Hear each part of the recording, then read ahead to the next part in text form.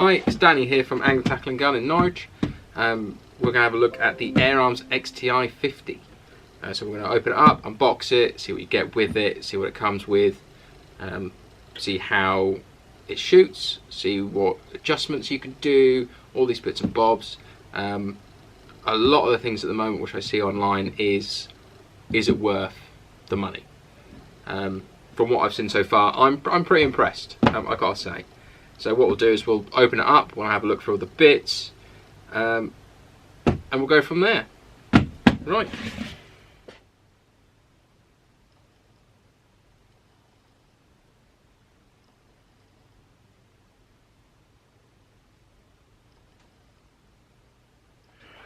Here we have the Airarms XTI-50. Starting from the back, you've got your clamps for your butt hooks. Single butt hook. Got your clamp for your cheek piece or razor. Moving along, you've got a lovely button trigger, side lever, lovely laminate stock, titanium cylinder, hamster, move that out of the way, and inside here got your windage gauge, and that is your butt hook itself. Obviously Airarms love putting these things in here, which I don't think anyone ever uses, so they can be thrown over there. Manual, and as always, and what's this? Air weapons, a brief guide to safety. We like safety. Got a little card on there to see how well it's shot. On there, with all the information on that. I'll put this in the video as well. So you can see all the diagrams. We'll be referring that to that when I have a look at the trigger adjustments. Right. Here we have the standard fittings. You got some screws. I'm going to focus. Screws there for putting your palm rest on there. You've got your hook on there. Got some spare seals in there as well. Get that out of the way. Two different parts for your butt hook. More extensions basically. Moving it even further along. A really cool pellet saver, tin saver, whatever you want to call it. A lot of people will do different things. More butt hook stuff, which you can sit underneath there. And this lovely little bag.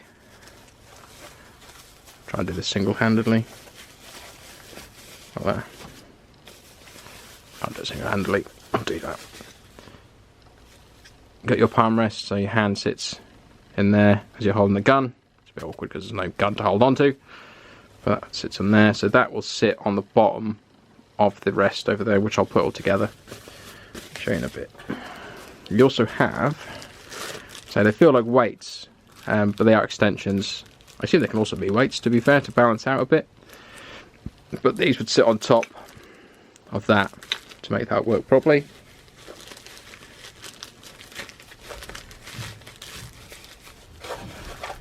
Back in there. Here we have the butt hook, customizable. You can be moving this up and down. Up in here, I'm not going to do it all.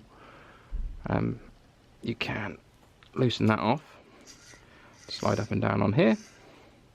Well, you can change one of these for the hook as such, which comes off on the side. Do that up. If you want to move this round, you can lift, twist. Very simple. This goes in straight in the back and then grabs on one of the screws. Which is nice and easy.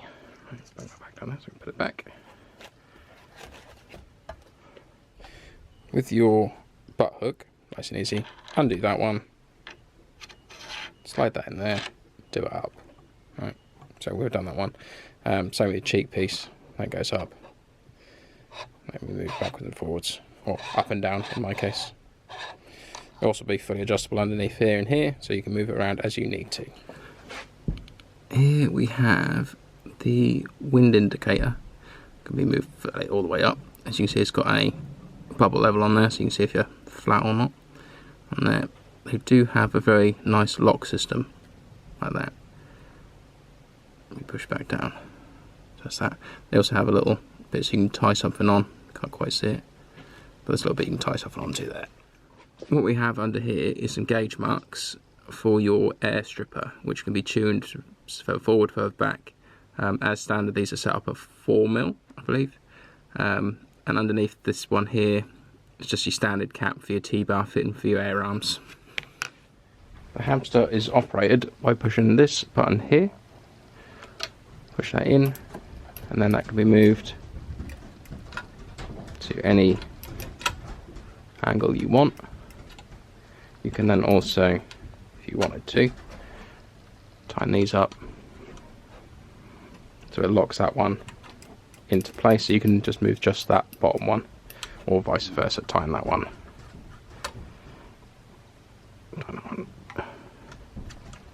Undo that one, and then I'll just do the top one. Do both of them. They do lock in very well, to be fair, as well, so they are very solid. Right. To attach your palm rest underneath, you have two little washers. Go in there and in there. You also get some screws, as you can see, nicer colour this side, and there's also screw holes underneath, fairly self-explanatory. They go in like that, onto there, and then screw in from bottom like that. You also have as well, if I get rid of these quickly, is you have a couple of these, different sizes, different weights, and scuff already. They are spaces underneath here. They also feel a bit heavy, so they're probably a bit of a more of a weight as well. So it's up to you if you want to put them in, easy enough. As you can see, this is your button trigger. So I think it's nice against the end of that. You also have, if I move that into there, two screws underneath here which could be used for adjusting your first stage, second stage, etc. There's a lot more underneath here that will help you fine tune. We've looked at the features of the XTI, obviously with the side lever, which I didn't show on anything because it's a side lever. They're all fairly standard, very easy, push back, bit loud. Is the Airarms XTI-50 worth the money? Yes, quite simply yes. You have all this gun which has cheek piece, butt hook, laminate stock, titanium components, air stripper, windage gauge, hamster, all built into this one unit. You compare the laminate stock to a Red Wolf stock or a GRS stock at £600. You put the hamster, which if you compare to a bipod, £600–700 easy. So that's, you're looking £1,300–1,400 for that. If you then add the wind strippers, the butt hooks, like if you have the Sabre stuff, the Sabre stuff's £300–400 for the butt end. You have all this built in, and then you still have that fine engineering from Airarms. You're concerned about the price mark, £3,300, that's a lot of money, but you now have a look at the FWB 800s. They're now going up to that price, and some people they'll charge more for it. The Red Wolf GP is now £3,500. There's a lot of money out there, and this is not a hobby. You know, it's a luxury hobby. It's what it is. Yes, there are people that do it seriously, but that's their choice. That's not something I can personally afford, and I own a shop. But if you want something that's on that high end, the XTI-50 is one of them. I'll put up, you know, some examples of price lists of like the Sabre parts or the Daystate parts and the stocks and all that, and there's just so much money for all of it, whereas this gun has it all already. I know that if you buy Red Wolf it comes with a stock, but if you break the stock, and I hate to think how much this one would be, but you can customise every single little bit on this gun. You can customise. So, you know, you've got the triggers have like 5 different stages, well, probably more than that, depends how much you adjust it. You've got the gauge underneath here, the windage gauge, which you can't adjust, to be fair, just swings. Whee! But you have all that in this gun, even your little CNC bits on here, on that. So all of it is just built absolutely beautifully. So in my opinion, yes, it is worth the money. I have shot it, and it's lovely to shoot. I'll show you the pictures of the cards. My one preferred the heavies. I'll say my one. This one preferred the heavies. 10-3-4s. Shot lovely. Very close to the limit. Very close to the limit. But spot on. The consistency was absolutely lovely. So spread was minimal. What you'd want from a high-end gun, and what you'd expect from a high-end gun.